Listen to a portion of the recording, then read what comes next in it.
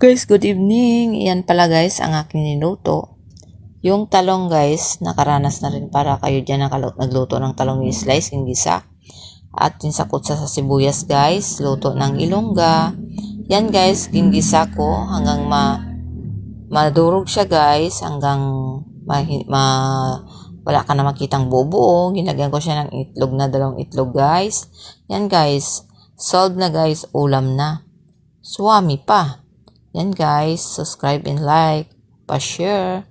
Thank you for watching. God bless all. Bye-bye guys. Yummy. Baka naman. Sarap yan guys. Wow, yummy. Try nyo yan guys pagluto. Kalimutan mong pangalan mo guys. Lutong ilongga. Yan.